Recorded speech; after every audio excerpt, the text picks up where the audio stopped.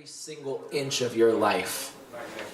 Traffickers are often master manipulators, using whatever leverage to keep victims under control. It can be flattery, gifts, even affection. In this case, 50-year-old Daryl controlled 19-year-old Jolene through fear, threatening her and threatening to hurt the people that she was close to.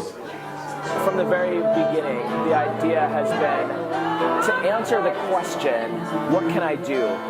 Fifth graders performing, we have senior citizens performing, we have certainly, a large percentage are college students, we have high school students, we have adults from the community, professors, Dave Adams, Sean Matthews, and Mike D'Angelo, three of our founding student leaders, and myself. We are all interested in music, and Dave is a music major.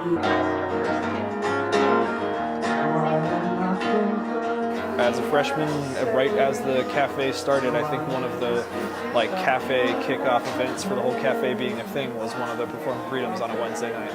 And so we've been doing it ever since, and it's been rocking. Yeah, Bryan's a passionate guy. Bryan has a lot of energy and a lot of ideas and a lot of excitement. I think sometimes it's good to have other people kind of, there to maybe temper his excitement. Sometimes he gets really carried away maybe, and he gets these big ideas, but without that, the cafe could never have been a thing. It's amazing what screwing with your mind can really do to keep you in control. I think a lot of people who aren't familiar with it would be like, well, why don't you just walk away? You would be amazed at just how scared someone can make you feel.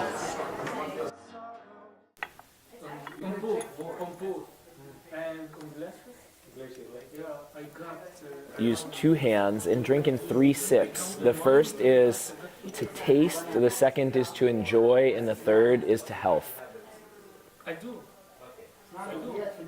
up in Lewiston, Maine, was born in Lewiston, lived in the same house for 18 years, and then graduated high school and moved in to my grandparents in Vermont. Hannah, my wife, and I moved to Durham just after a year in Washington, D.C., and we came up here specifically to serve as chaplains, to work with the organization called Chi Alpha Campus Ministries. Jesus, one of his first sermons, if you will, was I've come to bind up the brokenhearted, provide release for the captives, recovery of sight to the blind, to feed the poor. I think that whole idea has been ingrained in me for my entire life, and is so, I don't know where I begin and that ends. When it's a religious environment, for some reason there's an innate sense of exclusion.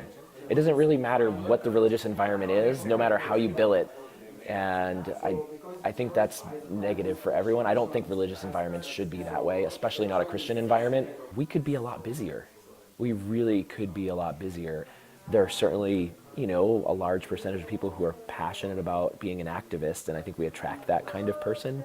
But we need to also attract the everyday person. Those are the people who aren't being reached in any other capacity. There are 5 pillars of ending human trafficking: awareness, prevention, intervention, legislation, and aftercare.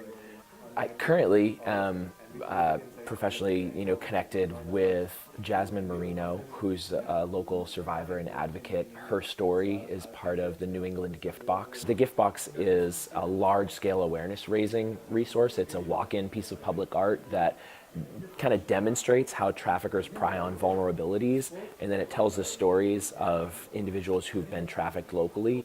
A girlfriend, a very serious girlfriend of mine in high school, was raped multiple times by her babysitter's older son. This cause maybe is closer as a result of that. In some ways, she was in a similar kind of vulnerability, had faced some similar emotional trauma, and so that has pricked my heart for a long time.